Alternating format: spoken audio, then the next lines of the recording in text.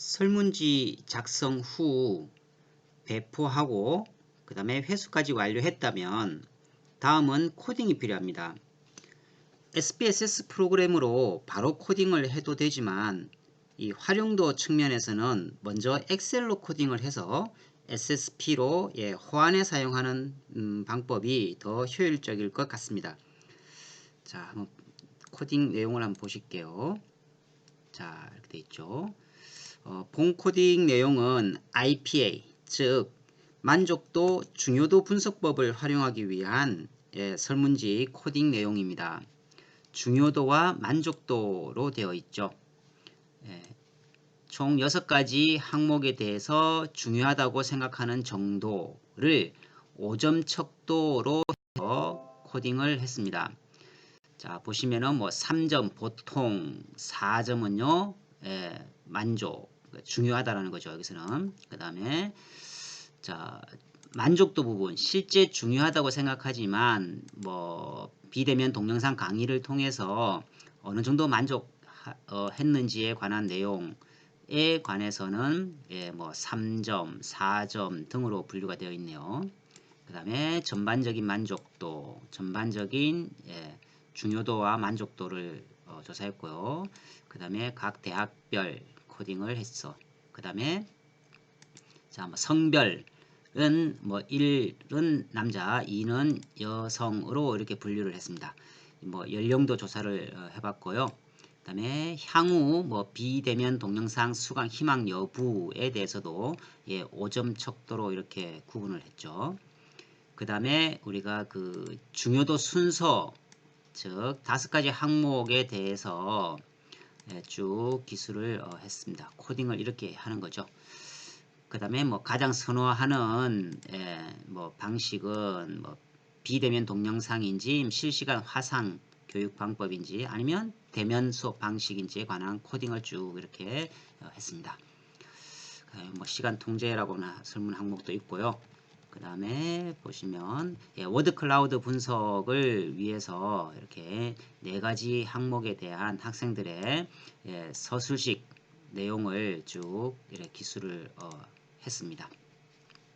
자, 이렇게 코딩이 완료되었으면 이 데이터를 가지고 이제 분석을 해야 되겠죠. 자, 그래서 편의상 먼저 여기에 보시면 영문 이니셜로 간단하게 표현을 했습니다. 그래서 실제 데이터만 이제 가져볼게요. 자, 데이터만 가져오면 이렇게 되어 있죠. 총 147명에 대한 코딩 내역입니다. 자, 제일 위로 한번 가볼까요? 자, 보시면은 147명에 대한 코딩 내용이 이렇게 쭉 기술이 되어 있죠. 자, 여기서 이제 여러분들이 엑셀의 그 활용도를 이제 좀 여러분들이 다양한 방법을 통해서 쉽게 분석하는 법을 좀 익히실 필요성이 있어요. 이 엑셀 데이터로 코딩을 하고 그 다음에 SPSS를 통해서 여러 통계 분석을 하게 되는데요. 중간중간 에러가 생기는 경우가 많습니다. 가장 큰 에러 요인 중에 하나가 바로 데이터 코딩이 원만하게 이루어지지 못했을 경우에요. 자, 예를 한번 들어보면은 모르고 이제 뭐 공백을 비워두었다든가 또는 뭐 3점으로 했어야 될 사항을 모르고 뭐 33으로 기록을 했다든가 이런 경우가 왕왕 있습니다. 그래서 지금 현재 데이터는 140여 개지만 실제로 여러분들 이제 4천여 개까지도 이제 코딩을 해야 될 필요성이 있거든요. 자, 이런 경우 여러분들이 이 에러가 어디서 생겼는지 발견하기가 굉장히 어려워요. 그래서 엑셀 기법 중에 하나가 보시면 Shift 키를 누르고요. 엔드 키, 화살표 오른쪽 한번 끝까지 읽어지죠. 그 다음에 Shift 키를 누른 상태에서 엔드 키를 한번 치고 화살표 아래쪽을 누르면 제일 아래까지 데이터를 다 읽습니다. 그 다음에 여기에서요. 자, 홈에 보시면 홈 탭에 조건부 서식이 있죠. 조건부 서식, 셀 강조 규칙, 자, 뭐뭐보다 크거나 뭐뭐보다 작음 등을 활용하는 것이 유익합니다. 자, 뭐뭐보다 크다를 먼저 해볼게요. 우리가 지금 현재 데이터가 5점 척도로 했죠. 따라서 5를 초과하는 것은 있을 수가 없습니다. 그래서 확인해 볼까요? 자, 여기는 지금 현재 숫자가 아니기 때문에 또 이렇게 표시되죠. 자, 제일 위에 한번 볼까요? 아까 어떻습니까? 우리가 33으로 코딩이 되어 있죠. 그래서 5보다 초과가 되어 놓으니까 어떻습니까? 예, 빨갛게 표시가 이루어지죠. 자, 그 다음에 이 부분은 제가 미리 조건부 서식을 설정을 해서 이렇게 되는데요. 또는 뭐 이렇게 조건부 서식에서 예를 들면 셀 강조 규칙 뭐보다 작은 거. 자, 실제 작은 것이 1부터니까 그죠? 1보다 작은 값이 있으면 안 되죠. 이렇게 확인을 하면 여기에 있는 키인이 되지 않은 공백이 표시가 됩니다. 자, 또 어떤 경우가 있을 수 있냐 하면은요. 자, 여러분들이 실제 이 데이터에서 종종 에러가 많이 생겨요. 그런 경우 여러분들이 이 데이터를 노트패드로 이렇게 저장을 해서 활용하시면 에러가 거의 없습니다. 먼저 데이터를 읽습니다. 자, 여기서부터요. 데이터만 읽고요. 엔더키 누르고 화살표 아래쪽 하면 전체가 다 읽어지겠죠. 자, 컨트롤 C를 해서요. 미리 메모장을 실행시켜 놨습니다. 자, 여기서 컨트롤 V를 하는 겁니다. 자, 그러면 이 데이터 전체를 다시 복사를 하는 거예요. 자, Shift 키를 누르고 엔더키, 그 다음에 다시 엔더키 쭉 읽어볼게요. 자, 이 전체 데이터에 대해서 에러가 생기지 않도록 하기 위한 이런 과정을 거치는 것도 하나의 방법입니다.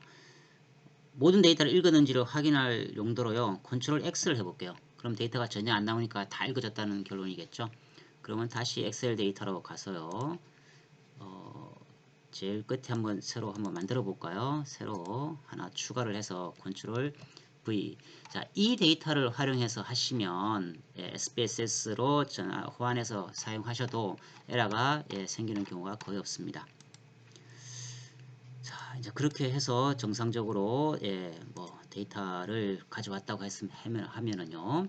자, 이 데이터에서 우리가 일반적으로 기초 통계 분석으로 가장 많이 하는 것은 평균이죠. 그래서 함수 명령, average를 이렇게 활용하는 것이 가장 좋을 것 같습니다. 자, average 하니까 4.08, 4.10 뭐 이런 식으로 쭉 나오죠. 그리고 여러분들이 엑셀 활용도가 조금 떨어지는 경우가 있을 수 있습니다. 자, 그래서 실제로 같이 해볼게요. 는 하는 거죠. 는 평균은 average입니다. average. 자, average 괄호 열고 그죠? 자, 범위만 쭉 데이터만 읽어주면 되죠. 전체 데이터를 읽고 엔터를 쳐봅니다. 자, 그러면 4가 됐네 그죠? 복사 쭉 이렇게 하시면 되겠죠? 복사를 쭉 지금 한 단위밖에 안 나와졌네요. 그죠? 그럼 단위를 뭐 보통 두 자리로 표시를 하니까요. 이런 방법으로 활용하시면 되겠습니다. 그 다음에 에버리지 평균을 구했으면 그 다음에 표준 편차, 즉 평균으로부터 떨어져 있는 거리를 우리가 기초 통계 조사로 활용할 필요성이 있습니다. 자, 스탠다드 디비에이션의 약자를 씁니다. STDEV. 자, P가 있죠. P는 말 그대로 모집단입니다. 그 다음에 S는요, 표본이죠. 샘플이죠. 자, 이 데이터가 전체 모집단인 경우는 P로 하셔도 되고요. 그렇지 않고 샘플을 활용하시는 경우는 S로 하셔야 됩니다. 자, 구체적인 것은 우리가 이제 그 연구 방법론에서 통계 시간에 한번 다시 언급을 하게 될 거고요. 자, 이건 샘플이죠. 그래서 스탠다디에이션 샘플로서 여기서 범위를 쭉 읽으면 되겠죠. 끝까지 읽으면 되겠습니다. 그죠? 자, 여기까지 해서 엔터를 쳐볼게요.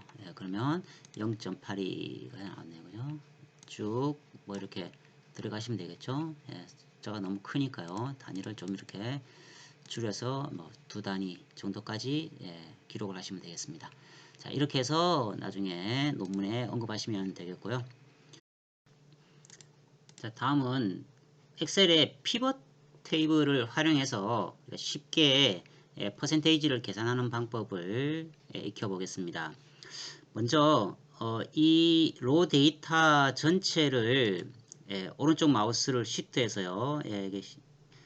파이널 데이터 토탈이라고 명명해 놓은 오른쪽 마우스를 눌러서 자, 여기서 이동 복사를 클릭합니다. 이동 복사.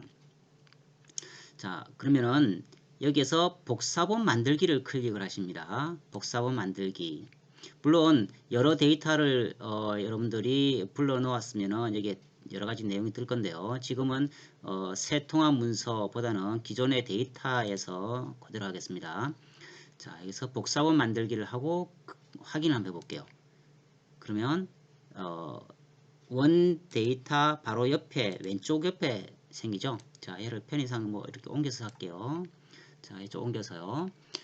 물론 이제 이것을 이름을 바꾸면 되죠. 여기서 이름 바꾸기. 우리가 지금 필터를 활용하려고 하니까요. 자, 필터라고 일단은 데이터명을 바꿔볼까요? 필터. 자, 바꿨습니다. 자, 그럼 불필요한 것은 일단 삭제를 할게요. 불필요한 것은 삭제를 시켜버리고요.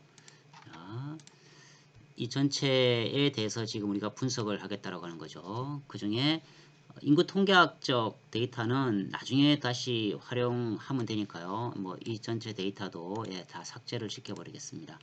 삭제를 시키고 자, 이 데이터를 가지고 우리가 이제 피벗 테이블을 활용하자라고 하는 겁니다. 피벗 테이블을 활용하실 때에 자, 이 프롬프트, 커서 혹은 마우스가 어디에 위치해 있느냐에 따라서 조금 방법이 틀립니다. 그래서 최대한 이 데이터가 있는 곳에 위치를 시키시면 이 데이터 범위 전체를 자동으로 읽어줍니다. 자, 볼까요? 삽입 리본 메뉴 있죠. 리본 메뉴에 삽입에 피벗 테이블을 클릭을 합니다. 그러면 자동으로 이렇게 범위를 다 읽죠. 읽은 상황에 자, 새 워크시트가 있고 기존 워크시트가 있습니다. 작업 편의상 기존 워크시트를 클릭을 해서요. 마우스 위치를 적당히 위치를 이렇게 하시면 됩니다. 위치를 클릭을 해서 위치를 하시면 되는데요. 지금 범위가 좀 짧으니까 자 틀 고정을 시켜 놨으니까요. 좀 범위를 확보시키고요. 이 위치 마우스를 여기서부터 하겠다. 뭐 적당히 하시면 됩니다. 자, 확인해 볼게요. 그러면 피벗 테이블이 작성이 되었죠. 자, 우리가 여기 나와 있는 피벗 테이블 필드에서 자, 전반적인 중요도부터 먼저 살펴볼까요? 전반적 중요도 클릭을 해서 먼저 열로 한번 가볼까요? 그러면 열 테이블이라고 하는 것이 만들어지고 2, 3, 4, 5 이렇게 뜨죠. 그 다음에 얘를 다시 한 번 더 클릭을 해서 시그마 값으로 가져줍니다. 자, 그러면 총합이라고 뜨죠. 그래서 우리가 실제 파악하고자 하는 것은 2라고 답한 사람이 몇 명인지 이런 내용들이 필요하죠. 총합이 필요한 건 아니기 때문에 전반적인 만족도 여기서 한번 클릭을 하시면 값 필드 설정이라고 있습니다. 자, 클릭을 하시고요. 합계가 아닌 개수로 해줍니다. 개수로 확인하면 147명으로 바뀌었습니까? 네. 그 다음에 이 전반적인 중요도 지금 열애가 있는데 이것을 행으로 옮겨 버릴게요. 드래그를 해서 행으로 옮겨 버리면 조금 더 보기가 수월하실 겁니다. 그래서 2라고 답한 사람이 6명, 3이라고 답한 사람이 51명이라는 뜻이겠죠. 그러면 이 데이터 값을 컨트롤 C 뭐 적당한 위치에 컨트롤 V를 해둘게요. 자, 그러면 우리가 이제 프로테이지를 계산을 하기 위해서요. 현재 총 147명이죠. 147명을 키인을 하고요. 자, 여기에 이 6명에 해당하는 퍼센테이지를 한번 계산해 봅시다. 는 자, 6 나누기죠. 나누기 147 해서 엔터 칩니다. 그러면 0.04가 나오네요. 그죠? 자, 범위가 너무 넓으니까 줄여 버릴게요. 자, 얘를 퍼센테이지로 계산해야겠죠. 6%, 4%, 예, 소점 한 단위까지만 표시를 해볼까요? 예. 자, 여기서 이렇게 여러분 드래그 해버리시면은 에러가 생깁니다.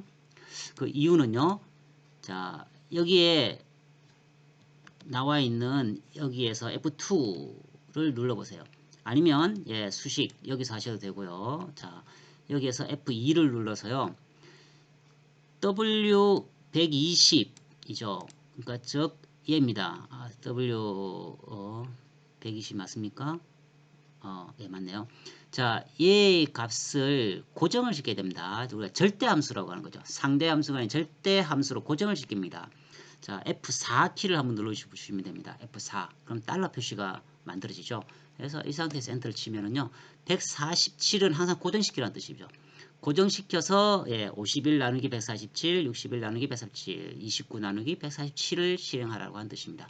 자, 얘를 드래그를 쭉 해보세요. 자, 실제로 얘가 이제 100%가 맞는지는 조금 여유를 두세요. 한 두 칸 정도만 여유를 둘게요, 제가요. 예, 왜냐면 다른 것을 적절하게 활용하기 위한 겁니다. 자동 합계 하면 전체를 다 읽어버리니까 마우스를 여기서 여기까지만 드래그를 해볼게요. 자, 100%가 나와집니까? 그러면 여러분 이제 논문에서 예, 2라고 답한 사람 예, 이 4.1%에 해당한다라고 논문에서 언급하시면 되겠죠. 자, 전반적인 중요도를 해봤습니다. 그럼 이번에는 전반적인 만족도를 한번 볼까요? 자, 전반적인 만족도만 보시기 위해서는 얘를 바로 먼저 얘를 바로 이제 들어가 볼까요? 그러면 이렇게 나오죠. 그래서 없앨 때는 다시 위로 드래그해서 올려버리시면 됩니다. 그냥 없애버리시고요. 이번에는 전반적인 만족도에 대한 예, 자, 값을 가져올게요. 자, 합계를 저렇게 갔죠. 그래서 만족도에 대한 필드 값을요. 예, 개수, 뭐 평균, 최대값, 최소값 쭉 다 나오죠. 예, 표준 편차도 다 계산해 주죠. 예, 여러분들이 여기서 편하게 좀 활용하시면은 예, 작업이 예, 원만하게 될 것 같습니다. 이번에는 개수에 대해서 확인. 자, 그럼 이렇게 바뀌었습니까? 예, 그러면은 이 값을 어떻게 해요? 컨트롤 C, 예, 컨트롤 V 하면은 되겠죠. 그 다음에 얘를 또 드래그를 하면 100%가 맞춰지겠죠. 자, 이런 식으로 여러분들이 현재 분석하고자 하는 값들, 자, 얘는 또 없애버리면 되겠죠. 이런 식으로 그죠? 없애고 예를 들어서 이제 뭐 콘 같으면은 예,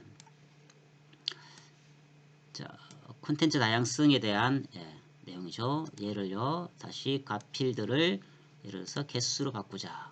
또는 평균으로 한번 바꿔볼까요? 예, 평균으로 한번 바꿔봅시다. 자, 이렇게 됩니까? 예, 그러면은 얘를 어떻게 해요? 컨트롤 C, 뭐 컨트롤 V 필요 없는 거는요 삭제하고 이런 식으로 맞추시면 되죠. 예, 평균으로 했기 때문에 지금 이거는 맞지 않습니다만, 자, 이런 식으로 여러분들이 지금 분석하고자 하는 내용에 관한 피벗 테이블을 활용을 해서 쉽게 계산하는 것을 활용하시면 좋겠습니다. 자, 다음은 자, 필터 순서라고 칸을 하나 만들어 놨죠. 자, 기초 데이터를 한번 먼저 볼까요? 로우 데이터에서 자, 중요도 순서가 되어 있죠. 자, 중요도 순서 값만 복사를 해서 필터 순서 시트에 복사한 셀을 삽입해 보겠습니다. 자, 이 응답하지 않은 학생 수가 많아서요. 자, 컨트롤 키를 누르고 삭제할 데이터만 이런 식으로 삭제를 하면 되겠습니다. 삭제. 전체 삭제가 번거로우시면 그냥 작업을 하셔도 되고요. 자, 여기서 우리가 중요도에서 첫 번째, 즉 4가 가장 중요하다, 2가 가장 중요하다라고 한 개수를 우리가 파악하고 싶기 때문에 함수 left, left 괄호 열고요.